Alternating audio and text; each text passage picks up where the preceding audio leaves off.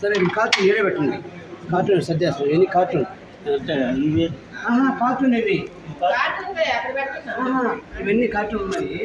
ఒక ఐటెం పెట్టండి, వెయ్యి కలిసిపోతాయి. వెళ్ళి ఏంది రాసి చూడండి ఎన్ని కార్టూన్ సార్ ఇవి. నేను కార్టూన్ ఇక్కడ ఇవి తీసుకెళ్ళండి. ఇవి తీసుకెళ్ళండి.